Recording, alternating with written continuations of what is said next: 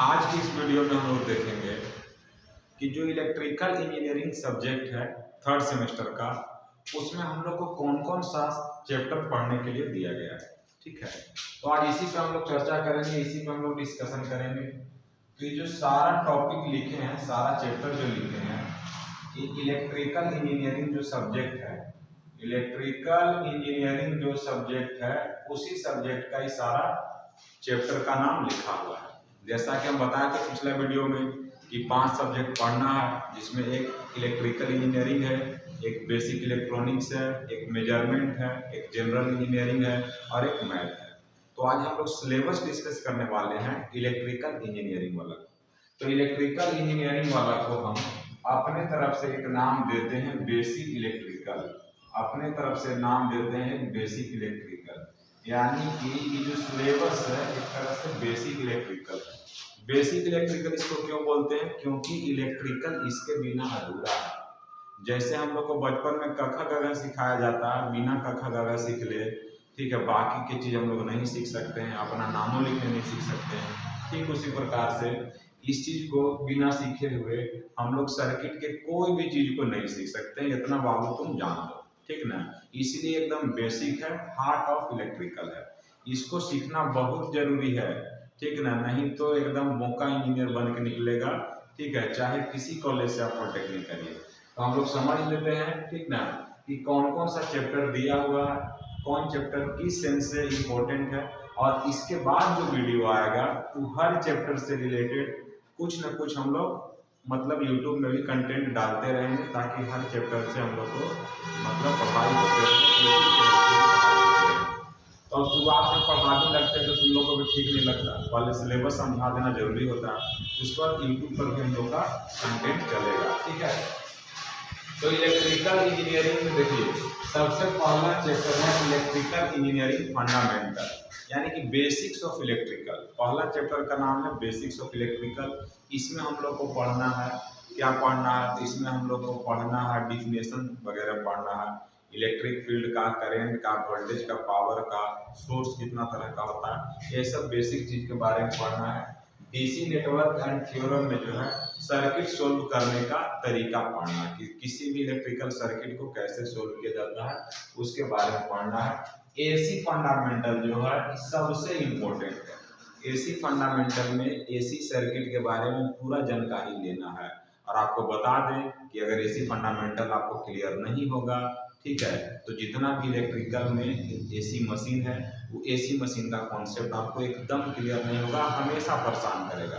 तो AC fundamental एकदम VVI chapter है, एसी फंडामेंटल वीवीआई चैप्टर है। और एसी फंडामेंटल से related single phase AC circuit भी है। ये तुमको समझ में नहीं आएगा तो ये समझ में एकदम नहीं आएगा, और ये दोनों समझ में नहीं आएगा तो ये वाला समझ में नहीं आएगा।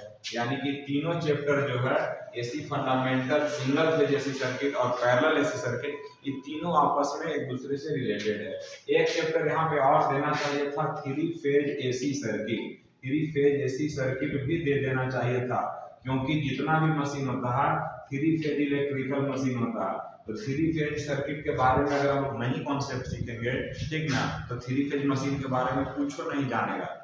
ठीक है, इसलिए थ्री फेज सर्किट का भी नॉलेज होना बहुत जरूरी है। तो हम अपने तरफ से बच्चा लोग को ऐड कर देते हैं three phase AC circuit. Three phase AC circuit भी पढ़ना बहुत जरूरी है। जब तक थ्री फेज एसी सर्किट को नहीं पढ़िएगा तो आपको मतलब प्रॉब्लम होगा। तो यानी कि एसी से रिलेटेड देखो 4-4 वो चैप्टर हो जाता है। ठीक है, सिलेबस में नहीं दिया है अलग बात है, लेकिन थ्री फेज एसी सर्किट पढ़ना बहुत जरूरी है। थ्री फेज समझ में नहीं आएगा, स्टार डेल्टा कनेक्शन के बारे में कुछ नहीं आएगा, थ्री फेज ट्रांसफार्मर के बारे में कुछ नहीं आएगा, थ्री फेज अल्टरनेटर के बारे में कुछ समझ में नहीं आएगा, मतलब कुछ समझ में थोड़ा नहीं आएगा। तुमको खाली लगेगा कि हाँ ऐसे ऐसे हो रहा, ठीक है, पूरा रटे वाला कहानी बन जाएगा। ठीक ना, और मास्टर लोग भी क्या करता है कि जो दिया है उसी को पढ़ा के खत्म कर देता है, अपने तरफ से भी दिमाग नहीं लगाता कि बच्चा को क्या पढ़ाएं, कि बच्चा मतलब ठीक है आगे के सेमेस्टर्स में भी अच्छा करे, और इस सेमेस्टर में तो करवे करे। ठीक है, मैग्नेटिक सर्किट देखिए यहाँ पे पढ़ने के लिए दिया हुआ है। मैग्नेटिक सर्किट भी बहुत इंपॉर्टेंट है। क्यों? क्योंकि जो भी इलेक्ट्रिकल सर्किट है, हर इलेक्ट्रिकल सर्किट या इलेक्ट्रिकल मशीन में इलेक्ट्रिकल मशीन जितना भी है उस इलेक्ट्रिकल मशीन में मैग्नेटिक सर्किट आपको मिलेगा ही मिलेगा। यानी कि मशीन इज द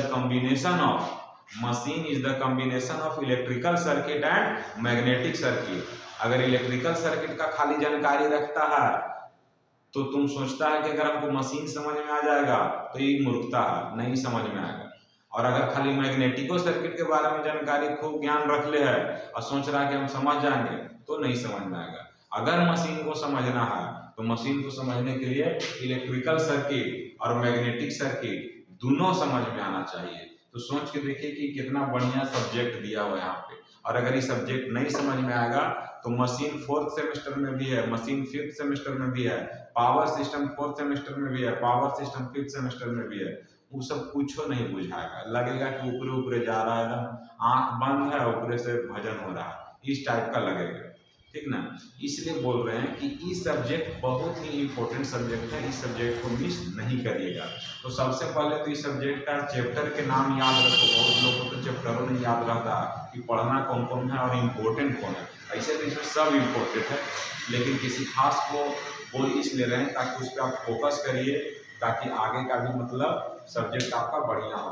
तो सबसे पहला चैप्टर इसमें क्या हो गया, electrical engineering fundamental, DC theorem and network.